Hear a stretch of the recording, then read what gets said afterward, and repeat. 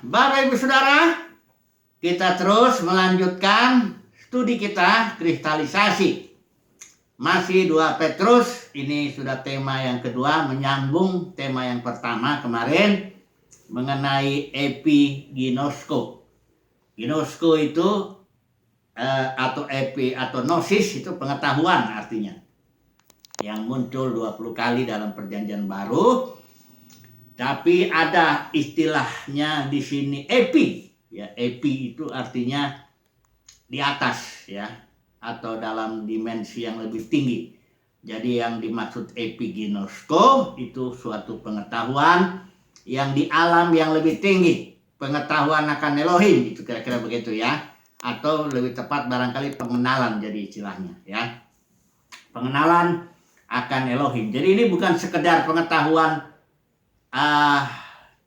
di alam jasmani ya, kayak pengetahuan alam, pengetahuan sosial, macam-macam pengetahuan ya, scientific knowledge, pengetahuan keilmuan, bukan itu. Tapi ini suatu pengetahuan di alam yang lebih tinggi ya.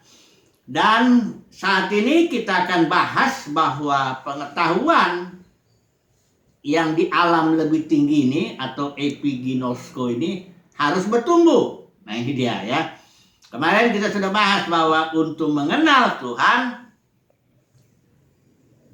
tidak hanya kita harus belajar kitab suci, tapi juga kita harus mengalami kuasa Elohim agar pengetahuan kita itu menjadi pengetahuan yang bersifat epiginosko. Karena kalau kita hanya belajar Alkitab, kita tahu Alkitab bukan firman Tuhan. Alkitab itu adalah buku, nama juga Alkitab, kitab di atas segala kitab itu maksudnya. Ada Alkitab itu adalah buku yang di dalamnya hitam putih berisi tulisan-tulisan yang aslinya bahasa aslinya itu diilhamkan Tuhan, diilhamkan Roh sedemikian sehingga tidak ada salahnya bahkan 1 iota pun. Karena Yesus bilang 1 iota itu koma kayak gitu, tidak akan dihapus sebelum semuanya digenapi. Jadi Alkitab itu buku, sementara firman Tuhan itu kita tahu jangan satu firman bersama-sama Elohim, dan firman itu adalah Elohim. Jadi di sini buku, di sini Elohim. Ya. Itu makanya Yesus bilang kau sesat kalau cuma hanya baca Alkitab aja, mengerti Alkitab saja, sesat itu, makin sombong karena pengetahuan itu bisa membuat orang tambah sombong. Tapi kalau orang mengalami kuasa Elohim, ya, diremukkan, didisiplin, dihajar, dibentuk, diproses supaya mengenal Tuhan melalui penderitaan, tantangan dan sebagainya. Tapi ini tetap perlu ya, karena ini kalau hanya ini aja juga sesat juga, karena roh itu ya ada banyak, ada Roh Kudus, ada roh-roh yang lain ya. Bahkan iblis pun menyamar sebagai malaikat terang ya. Jadi di dua ini mutlak. Memahami kitab suci dan mengalami Elohim. Kuasa Elohim, itulah barulah menghasilkan suatu pengetahuan yang Alkitab menyebutnya epiginosko. Ya. Oke, sekarang kita coba masuk dulu pertumbuhan daripada epiginosko ini. Mari kita baca dulu 2 Petrus pasal 3 ayat 18 ya. Ini saya pakai LI ya. Ada di sini LT, tapi sudah kita pakai LI aja, nanti kadang-kadang kalau perlu kita pakai ini. Tetapi bertumbuhlah dalam kasih karunia dan dalam pengenalan. Nah ini ya, akan Tuhan dan Juru Selamat kita, Yesus Kristus. Baginya kemuliaan sekarang dan sampai selama-lamanya. Jadi bilang bertumbuh itu istilah Yunani kita sudah pernah bahas, auxano, atau to increase, bertambah ya. Dalam apa? Dalam kasih karunia dan dalam pengenalan akan Tuhan itu ya. Nah, kita mau melihat dulu bertumbuh ini. Kita sudah bahas juga mengenai konsep pertumbuhan itu ya. Karena nanti kalau salah kita baca di sini seolah-olah ada sesuatu yang harus kita kerjakan yang akan memberikan kontribusi kepada pertumbuhan. Bukan begitu ya. Nah, kita melihat dulu lah, atau kita baca dulu ayatnya ini lah, apa aja yang harus karena di sini dalam bertumbuh ini ada sesuatu yang menurut saya ini misteri juga ya. Misterinya begini, pertumbuhan itu, misalnya benih ya, saya udah pernah beli contoh itu, benih, ya dengan kelereng lah, benih, gundu ya, gundu, dengan dibandingkan dengan benih, apapun saja benih yang hidup ya. Ini kelereng. Kalau kelereng ditaruh di satu tanah yang subur, disiram terus, dikasih pupuk, di apapun, bagaimanapun dia tidak bertumbuh. Karena apa? Karena tidak ada daya tumbuh, tidak ada life, tidak ada hayat di situ dalam kelereng. Tapi kalau benih, ya benih apapun ya, yang tumbuhan yang bertumbuh itu, taruh dia di tanah yang baik, disirami, di apa sebagainya, kasih pupuk, dia akan bertumbuh. Tapi ingat, pertumbuhannya bukan karena tanah ini memberikan kontribusi kepada pertumbuhannya, itu bukan. Pertumbuhan itu semata-mata terjadi karena di dalam benih itu ada daya, ada energi, ada kekuatan yang membuat dia bertumbuh. Nyatanya kalau kelereng nggak bisa. Jadi tanah itu sebenarnya hanya dibutuhkan saja. Hanya dibutuhkan saja, tapi tidak memberikan kontribusi. Maka itu orang tidak bisa membanggakan diri kalau misalnya gini ya, Tuhan taruh dalam begitu kita lahir baru, Alkitab juga bilang begini, kita dalam surah 1 Petrus itu, kita mendapat benih ilahi, benih Kristus, benih hayat, benih joy, masuk ke dalam roh kita. Nah, di dalam benih ini kita harus melakukan sesuatu. Ya, mengerjakan, kalau Paulus nanti kita akan singgung sedikit ini yang menanam dan menyiram ini ya. Harus ada di sini juga berusaha sungguh-sungguh menambahkan sesuatu begitu. Tapi ingat, pertumbuhan itu adalah Tuhan yang lakukan itu. Nah, nanti kita harus bahas dulu ini ya. Coba dulu ya, kita ambil dulu yang dari ini, ada 3 poin lah setidaknya kita harus bahas. Yang pertama, soal pertumbuhan ini ya, yang ada di surat Petrus ini, 2 Petrus ya. Kedua, nanti kita melihat juga ada sebenarnya di sini kesaksian Petrus ya, ada kesinggung atau mungkin kita singgung atau enggak, kita lihat nanti. Yang ketiga, nanti kita lihat yang dikatakan Paulus, kita minta bantuan dulu sebentar yang di Korintus itu. Aku menanam, kata Paulus, Apolos menyiram, tapi Tuhan yang memberikan pertumbuhan. Barangkali nanti kita akan lihat juga dari Kolose. Oke lah, kita mulai dulu di sini ya, mengenai konsep pertumbuhan. Ini sangat penting karena begini, saudara dan saya harus aktif, katakan begitu ya. Gunakan pikiran, gunakan perasaan, gunakan kemauan untuk mencari Tuhan, mencari kehendak-Nya, untuk menjalankan pelayanannya, apa yang diinginkan oleh Bapa di sorga. Harus aktif ya, jangan pasif ya. Mengandalkan otak itu sama salahnya dengan tidak menggunakan otak. Ada orang yang karena ekstrim, dia saya mau ikutin pimpinan roh aja katanya. Ada bahkan saya pernah dengar khotbah satu kota yang lain, dia bilang, saya kalau khotbah mungkin makin bangga, nggak pakai otak katanya. Aduh, bagaimana lah saudara kalau hidup nggak pakai otak? Binatang aja ada sedikit otaknya. Jadi ini jadi ekstrim begini nih ya. Saudara dan saya harus menggunakan apa yang ada, yang Tuhan berikan pada kita. Pikiran, perasaan, ini kepikiran juga punya kemampuan ini. Kemampuannya ada 3, konsentrasi, analisis. Analisis itu memilah-milah gitu ya. Memilah-milah dari satu keseluruhan yang ingin kita pahami, dipilah-pilah, yang kita teliti bagian-bagiannya, kemudian kita masukkan lagi ke dalam keseluruhannya untuk memahami itu. Kemampuan konsentrasi, analisis, imajinasi, ya, konsentrasi, analisis, memori, dan imajinasi. Saudara, kalau kita membaca Alkitab misalnya Mazmur 23, itu kita harus menggunakan 4 kemampuan otak kita ini. Konsentrasi kita jelas, analisis kita jelas, kita harus pilih-pilih ini ayat ini bicara tentang ini, ayat ini bicara tentang ini. Memori kita juga, kita harus hafalkan itu. Di tengah jalan pun ingat, Tuhan adalah gembalaku, takkan kekurangan aku, dan sebagainya. Ya, dan kita juga imajinasi, kita bayangkanlah itu, bagaimana seorang gembala memelihara domba-dombanya, dan sebagainya. Jadi kita harus aktif dalam pertumbuhan ini, harus aktif. Di sini nanti kita lihat aktif sekali. Menambahkan itu. Kita baca dulu ya. Jadi ya, intinya kita harus aktif, tetapi pertumbuhan itu sendiri adalah berasal dari Tuhan. Itu adalah daya tumbuh yang memang punya Tuhan. Tidak ada kita kebanggaan. Paulus bilang, karena kasih karunia Tuhan, aku bekerja lebih keras daripada mereka semua, kata Paulus. Tapi bukan aku, katanya. Ini kan lucu ya. Dia kok yang kerja, Paulus yang kerja itu, Paulus yang beritakan firman, Paulus yang melakukan apa-apa, tapi dia bilang bukan aku. Nah ini kenapa? Karena soal pertumbuhan ini emang Tuhan. Tetapi saudara jangan nanti salah, karena begini, nanti salahnya pasif jadinya. Terserah Tuhan lah. Pasif yang nggak gunakan pikiran, nggak gunakan perasaan, nggak gunakan kemauan. Wah ini nggak bertumbuh itu namanya, karena dia tidak mengikuti aturan main Tuhan lah, kira-kira begitu ya.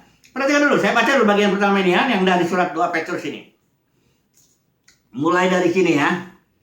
Karena kuasa ilahinya telah menganugerahkan, ini pasal 1 ayat 3 ya, kepada kita segala sesuatu yang berguna untuk hidup yang saleh oleh pengenalan ya, epiginosko ini, akan Dia yang telah memanggil kita oleh kuasanya yang mulia dan ajaib. Dengan jalan itu Ia telah menganugerahkan kepada kita janji-janji yang berharga dan yang sangat besar, supaya olehnya kamu boleh mengambil bagian dalam kodrat ilahi. Ini dia benih ilahi itu kalau bertumbuh ya, benih ilahinya, dan luput dari hawa nafsu dunia yang membinasakan dunia. Justru karena itu, karena engkau di dalamnya ada benih, engkau harus bertumbuh dalam epiginosko. Justru karena itu kamu harus sungguh-sungguh berusaha untuk menambahkan. Istilah menambahkan di sini kata kerja ini ya, istilah Yunaninya epikoregeo, yang artinya to supply, provide, menyediakan ya. Kayak menanam dan menyiram. Kita harus lakukan itu ya. Tapi nanti yang memberikan pertumbuhan itu Tuhan ya. Tapi kita harus menambahkan apa? Kepada iman kita, pertama kebajikan. Kepada kebajikan pengetahuan. Pada pengetahuan penguasaan diri. Pada penguasaan diri ketekunan. Kepada ketekunan kesalehan. Kepada kesalehan kasih akan saudara-saudara. Dan kepada kasih akan saudara, kasih akan semua orang. Ini dia janjinya. Kalau kita bertumbuh. Sebab apabila semuanya itu ada padamu dengan berlimpah-limpah, kamu akan dibuatnya menjadi giat dan berhasil dalam epiginosko. Kamu akan Yesus Kristus. Jadi kita harus menambahkan. Tambah-tambahan. Tekun doa. Tekun belajar firman. Tekun, semuanya tekun lah. Melain lu cari kehendak Tuhan. Jalankan. Tapi ingat, bukan kita nanti yang bikin pertumbuhan. Tapi itu diperlukan. Itu diperlukan, ya. Diperlukan untuk pertumbuhan. Saudara dan saya harus aktif, itulah intinya. Cooperate livingly. Kita emang nggak bisa buat apa-apa di hadapan Tuhan. Kita nggak bisa buat apa-apa terhadap pertumbuhan itu. Kita nggak bisa membuat diri kita semakin mengenal Tuhan. Epiginosko itu nggak bisa. Karena itu dari benih. Kodrat ini ya. Dan itu punya daya tumbuh, punya Tuhan sendirilah. Kemuliaan untuk Tuhan lah. Tapi, ini ada tapinya. Gunakan segenap yang ada. Ya, kita tambahkan terus. Ya, segalanya kita harus tambah aktif. Ya, pendeknya aktif. Pikiran, perasaan, kemauan kita aktif mencari Tuhan. Kira-kira begitu ya. Tapi nanti kalau kita bertumbuh, semakin mengenal ya, epiginosko kita bertumbuh, itu karena Tuhan. Karena kasih karunia Tuhan. Ya. Jadi di satu sisi kita tidak jadi malas atau gagal, di sisi lain kita nggak jadi sompak. Ya, bukan berarti kalau kita nanti bertumbuh, itu karena kita, bukan. Oke, jadi tanggal dulu udah paham lah itu ya, epiginosko harus bertumbuh ya. Coba saya tambah dulu satu bagian firman Tuhan yang barangkali ini bisa lebih memperjelas mengenai epiginosko, pertumbuhannya ya. Coba dulu kita melihat dulu yang di Kolose 2 ayat 19. Ini coba saya bacanya pakai ILT aja ya. Nambah sedikit ya. Mudah-mudahan ini ya, saya kira ini semakin lebih jelas ya. Ini sudah pernah juga disinggung. Kolose 2 ayat 19. Saya bacakan ya, ini ILT ya. Coba dulu.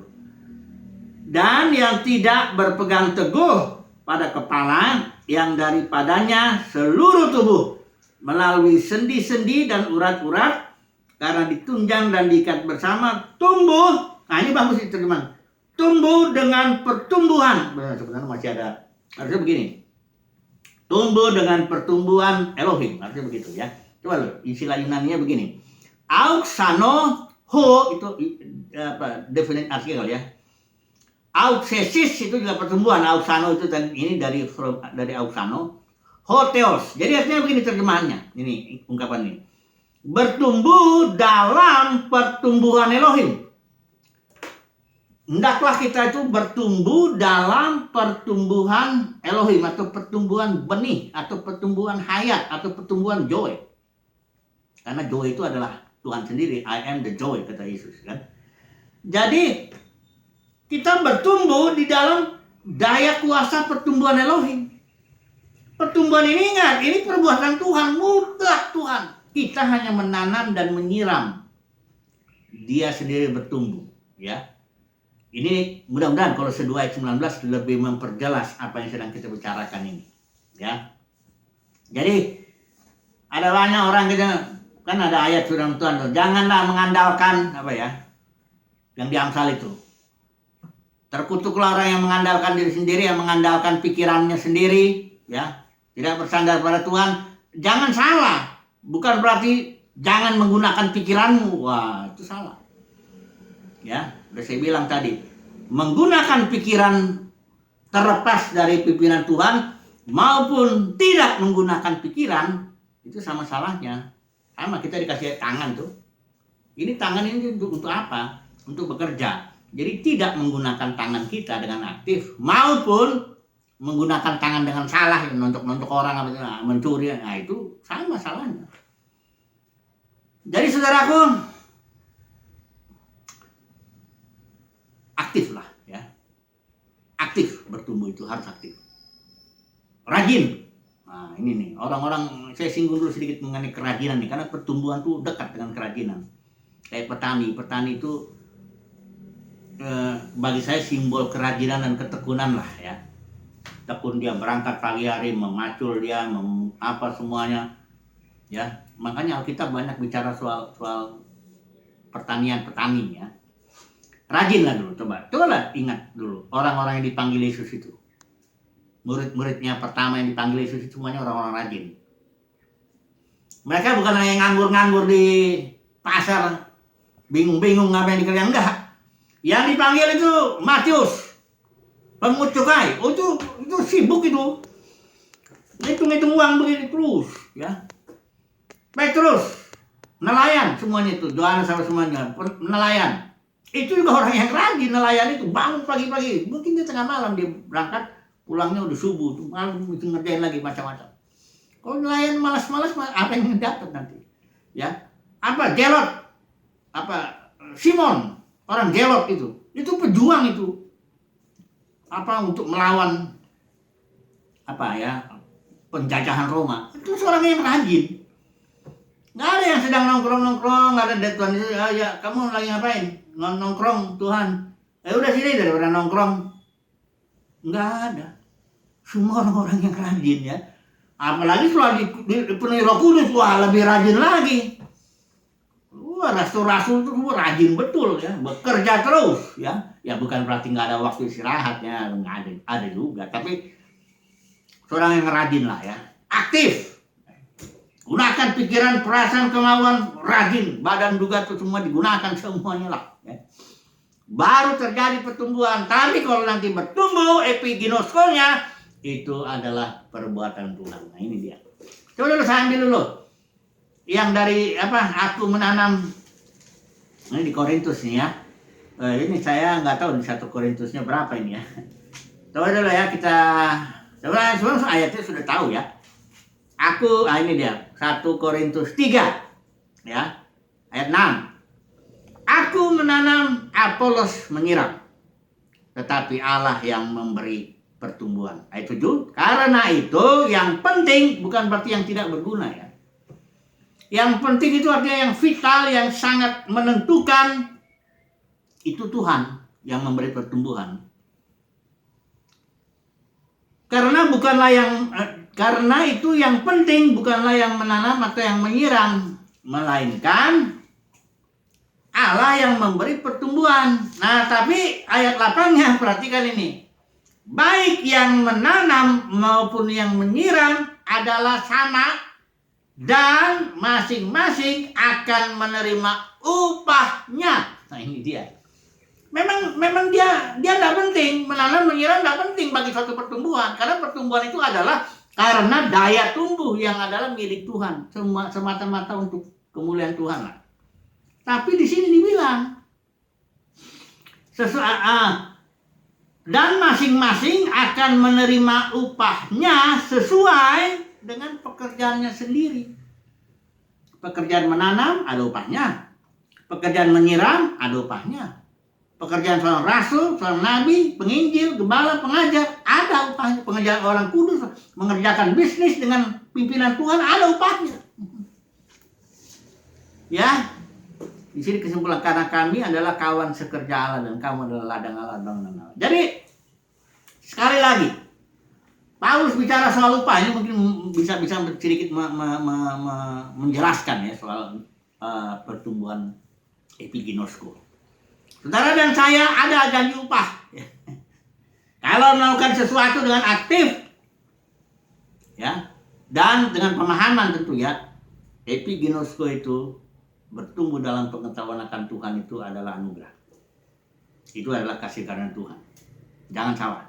Tetapi bagi orang yang menanam, menyiram, Paulus bilang, Alkitab bilang ada upah.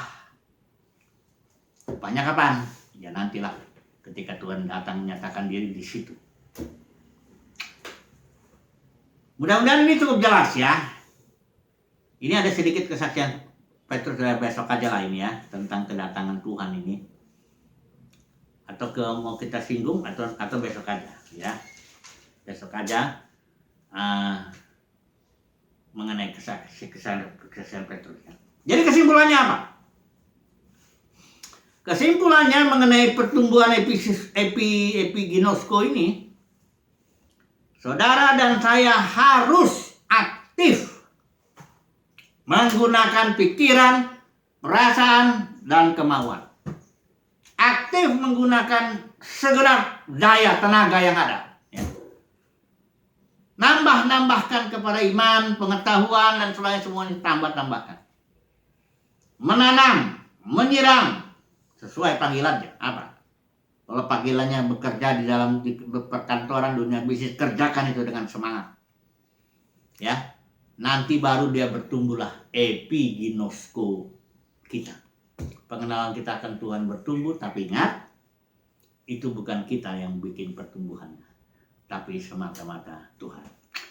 Oke, mudah-mudahan ini cukup jelas ya. Haleluya. Amin.